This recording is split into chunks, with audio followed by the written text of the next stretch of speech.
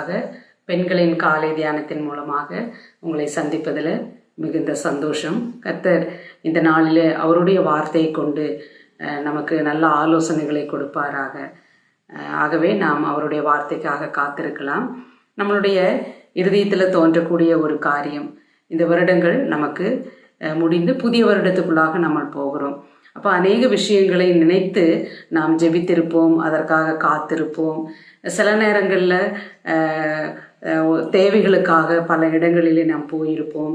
அந்த கதவுகளெல்லாம் நமக்கு அடைக்கப்பட்டது போல தோன்றி இருக்கும். அது நிமித்தமாக கோபம் கூட நமக்கு வருவதுண்டு. எவ்வளவோ ஜெபிக்கிறேன், ஆனால் இந்த காரியங்கள் நடக்க மாட்டேங்குது, எங்கே போனாலும் எனக்கு ஒரு அடைக்கப்பட்ட ஒரு நிலைமையாக இருக்கிறது அப்படிங்கிற அந்த சூழ்நிலைகளெல்லாம் சிந்திக்கும் போது சில நேரங்களில் கோபம் கூட நமக்கு வரும். ஆனால் வசனம் என்ன சொல்லுதுன்னா, நீங்கள் கோபம் கொண்டாலும் பாவம் செய்யாதிருங்கள் அப்படின்னு சொல்லப்படுகிறது.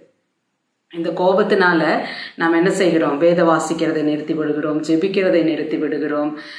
ஐக்கியத்தை, தேவனோடு கூட இருக்கிற ஐக்கியம், சக விசுவாசிகளோடு இருக்கக்கூடிய ஐக்கியம், இதெல்லாம் நமக்கு இல்லாமல் வேறு ஒரு மாற்று வழியை நாம் ஏற்படுத்தி கொள்ளக்கூடிய ஒரு சூழ்நிலைக்கு கூட தள்ளப்படுகிற நிலைமைகளும் உண்டு.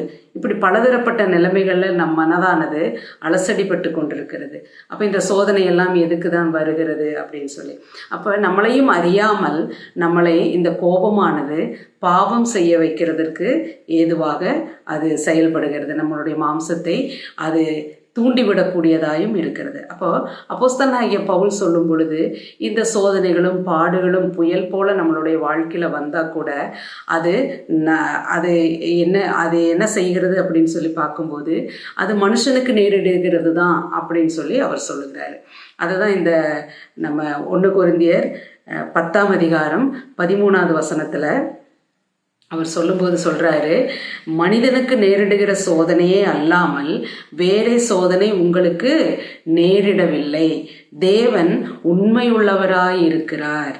உங்கள் திராணிக்கு மேலாக நீங்கள் சோதிக்கப்படுகிறதற்கு அவர் இடம் கொடாமல் சோதனையை தாங்கத்தக்கதாக சோதனையோடு கூட அவர் தப்பிக்கொள்ளும்படியான போக்கையும் உண்டாக்குவார் என்று சொல்லி நம்ம வாசிக்கிறோம். அங்கே ஒரு ஒரு வார்த்தை வாசித்தோம் இல்லையா, அவர் உண்மை உள்ளவராயிருக்கிறார். அப்போ நம்ம இதுக்கு முதல்ல நான் சொன்னல, பாவம் செய்ய தூண்டிவிடும் அப்படின்னு சொல்லி, இந்த ஜனங்கள் கூட 10வது வசனத்தில் பார்க்கும்போது, சிலர் முறுமுறுத்து சங்காரமானதினாலே அழிக்கப்பட்டார்கள் அப்படின்னு சொல்லப்படுகிறது. அப்போது எதுவுமே நடக்காமல் இருக்கும்போது நம்மளுடைய வாழ்க்கையில் முறுமுறுப்பு வரும், அதுவும் பாவம் தான் என்று சொல்லி நம்ம வேதத்தில் வாசிக்கிறோம். அப்போ இந்த சோதனைகள் எல்லாம் மனுஷனுக்கு தான் நேரிடும். ஆனால் தேவன் உண்மை உள்ளவராக இருக்கிறார் இல்லைங்களா, அதனால அவர் அதை தாங்குவதற்கு உண்டான பலனையும் நமக்கு கொடுக்கிறார் என்று சொல்லி வாசிக்கிறோம். அது மாத்திரமல்ல, அதிலிருந்து எப்படி தப்பித்து கொள்ளக்கூடும் அப்படிங்கிற அந்த போக்கையும் தேவன் உண்டாக்கி வைத்திருக்கிறார். ஒரு சோதனை நமக்கு வருகிறதானால் அது தப்பித்து கொள்வதற்கு வழி இருக்கிறது. அதற்கு தேவ சமூகத்தில் அமர்ந்திருக்கும் போது அந்த வழிகள் என்ன என்று அவர் நமக்கு காண்பித்து கொடுப்பார். அப்போ தேவன் நமக்கு எல்லா நிலைமைகளிலும் அவர் உண்மை உள்ளவராய் இருக்கிறார். அதை நம்ம மறந்து போகக்கூடாது. ஏன் தேவன் உண்மை உள்ளவராய் இருக்கிறார் அப்படின்னு சொல்கிறேன்னு சொன்னால், 1 கொரிந்தியர் 1:9 நம்ம பார்க்குறோம், தம்முடைய குமாரனும் நம்முடைய கர்த்தராய் இருக்கிற இயேசு கிறிஸ்துவுடனே ஐக்கியமாவதற்கு உங்களை அழைத்த தேவன் உண்மை உள்ளவர். இப்போ பாருங்க, ஆண்டவரோடு கூட ஐக்கியமாக இருப்பதற்கு அவர் நம்மளை அழைத்துட்டு நமக்கு சோதனையிலிருந்து வெளியில் கொண்டு வராமல் இருக்க பண்ணுவார். அவர் சொன்னவர் அப்படி செய்யவே மாட்டார். அவர் என்ன சொல்லுகிறாரோ அதை செய்து முடிக்கிற தேவனாய் இருக்கிறார். அப்போ தேவனோடு கூட நம்ம ஐக்கியப்படும் போது சோதனைகளிலிருந்தெல்லாம் நம்மளை மீட்டு அவரோடு கூட ஐக்கியப்படும்படியாக அவர் செய்வார். திராணிக்கு மேலாக ஒரு நாளும் நம்மளை என்ன செய்ய மாட்டார்? அவர் சோதிக்க மாட்டார். அது மாதிரி ரோமர் 8ஆம் அதிகாரம் 28வது வசனத்தில் அவருடைய தீர்மானத்தின்படி அழைக்கப்பட்டவர்கள் என்று சொல்லப்படுகிறது. நீங்களும் நானும் அவருடைய தீர்மானத்தின்படி தான் அழைக்கப்பட்டிருக்கிறோம். அவருடைய தீர்மானத்தில் நீங்களும் நானும் இருந்திருக்கிறோம்.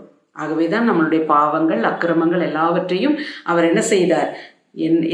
நம்மளதெல்லாம் அவர் சுமந்து கொண்டார். அவர் சுமந்து கொண்டு அவர் நம்மளை என்ன செய்திருக்கிறார்? அழைத்திருக்கிறார். ஆகவே நம்மளுடைய வாழ்க்கையில் வருகிற அடைக்கப்பட்ட கதவுகளானாலும், புயல்களானாலும், இல்லாய்மைகளானாலும் எல்லாம் சகலமும் அது நன்மைக்கு ஏதுவாக தான் நம்மளுடைய வாழ்க்கையில் நடக்கிறது. அது நடக்கும் பொழுது அது நமக்கு ஒரு வனாந்திரமாய் தோன்றும். ஆனால் அந்த வனாந்திரத்தில் நம்மளை பயிற்றுவிக்கிற தேவனாய் அவர் காணப்படுகிறார். 2 பேதுரு 2:9 இப்படியாக நம்ம வாசிக்கிறோம், கர்த்தர் தேவ பக்தி உள்ளவர்களை சோதனையினின்று ரட்சிக்கிறார் என்று சொல்லி. அப்போ சொன்னவர் ரட்சிக்காமல் இருப்பாரோ? கர்த்தருக்குள் பிரியமானவர்களே, அவர் ரட்சிக்க போதுமானவராயிருக்கிறார். அதை தான் சிலுவையில் செய்து முடித்தார். பாவங்களிலிருந்தும் அக்கிரமங்களிலிருந்தும் நம்மளை மீட்டு கொள்ளுகிறார் தேவன். எல்லா விஷயங்களிலிருந்து நம்மளை என்ன செய்கிறார்? மீட்டு கொள்ளக்கூடிய தேவனாய் இருக்கிறார். ஆகவே நாம் அவருக்கு என்ன செய்ய வேண்டும்? நன்றி பலிகளை ஏறெடுக்க வேண்டியது அவசியமாயிருக்கிறது. அவருக்கு நன்றிகளையும் பலிகளையும் ஸ்தோத்திரங்களையும் உள்ளத்தின் ஆழத்திலிருந்து நாம் செலுத்தும் போது இதெல்லாம் ஒரு பெரிய விஷயமே அல்ல. தாங்கத்தக்கதாக ஒவ்வொரு மனிதர்களும் எவ்வளவு தாங்குவார்கள் என்று சொல்லி ஆண்டவருக்கு தெரியும். அவ்வளோதான் தந்திருக்காரு. அப்போ புதிய வருஷத்துக்குள்ளே நம்ம பிரவேசிக்கும் போது கூட அது நமக்கு பெரிய ஒரு பாரமாய் தோன்றாது. காரணம், உங்களையும் என்னையும் அழைத்த தேவன் எப்படிப்பட்டவர் தெரியுங்களா? உண்மை உள்ள தேவனாய் இருக்கிறார்.